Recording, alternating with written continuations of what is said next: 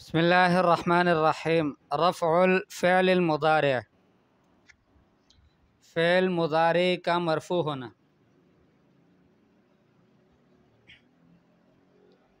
یہ سبق ہمارا پیچھے رہ گیا تھا اور اس کی تمرینات ہم نے لے لی تھی، لیکن میں اپنے طلبہ کرام کو شاباش دیتا ہوں کہ اللہ پاک ان کو یعنی مزید توجہ کی توفیق نصیب فرمائیں کہ اتنی بڑی تعداد میں، تقریباً جو سینکڑوں کی تعداد میں ہیں، 2-3 گروپوں میں، ان میں سے ایک طالبہ نے صرف ہمیں بتایا کہ یہ درس ہم نے پڑھا نہیں اور اس کی تمرینات آ گئی ہے۔ تو سب شاباش کے یعنی مستحق ہیں اور قابل ہیں کہ آپ کو اس پر شاباش دیا جائے کہ واقعی توجہ کے ساتھ سبق پڑھا جا رہا ہے۔ تو بہرحال یہ تو ایک بات ہے۔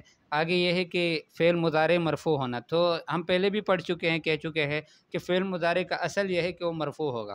تو مثالیں ہیں تطیر الحمامۃ، تطیر الحمامۃ کہ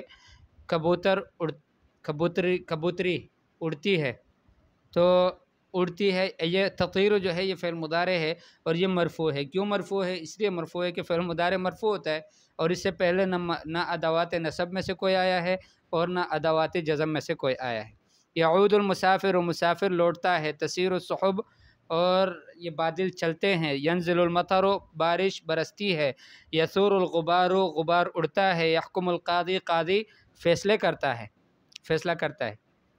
البحث الافعال فی الامثلۃ المتقدمہ، گزشتہ میں یہ جو گزری ہوئی مثالیں ہیں، ان میں جو افعال ہے کلھا افعال مضارعۃ، یہ سب کے سب افعال مضارعہ ہے۔ واذا تاملنا اواخرها، اگر ہم نے غور کیا اس کے اواخر میں، وجدناها مرفوعۃ، تو اس کو ہم نے مرفوع پایا۔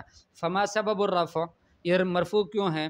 السبب ان هذه الافعال لم يتقدمها شيء، فرمایا کہ سبب یہ ہے کہ یہ جو افعال ہے ان سے پہلے کوئی بھی چیز، ان ادوات میں سے التی توجب نصبها، کہ وہ اس کو منصوب کرنے کو لازمی کرتا ہے، ان میں سے ایک بھی نہیں آیا۔ او توجب جزمها، یا ان ادوات میں سے کوئی حرف نہیں آیا، کوئی ادات نہیں آیا کہ جو اس کو مجزوم کرنے کا تقاضا رکھتا ہو۔ او توجب جزمها، یا اس کو مجزوم کرنے کو واجب کرتا ہو، لازمی کرتا ہو۔ ولذلك ارتفعت، اس وجہ سے یہ سب کے سب افعال مرفوع ہو گئے۔ فخلوها من ادوات النصب وادوات الجزم هو سبب الرفع، فعل مضارع مرفوع کب ہوگا؟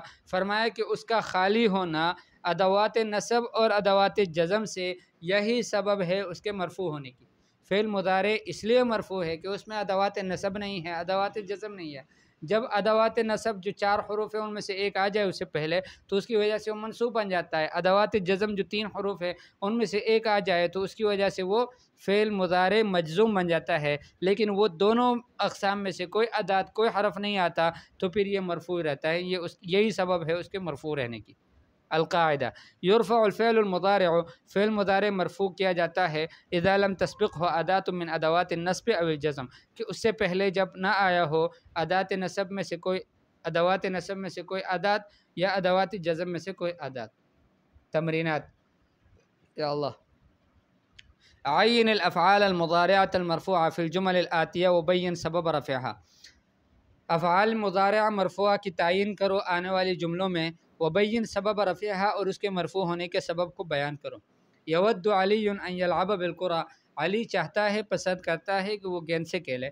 یشد الاطفال الحبل، بچے رسی کو ٹائٹ کرتے ہیں۔ ذهبت الى الشجرة كي استظل بظلها، میں درخت کے پاس گیا تاکہ اس کے سائے میں سے سایہ لے لو۔ الثور یحرث الارض، ثور بیل جو ہے وہ زمین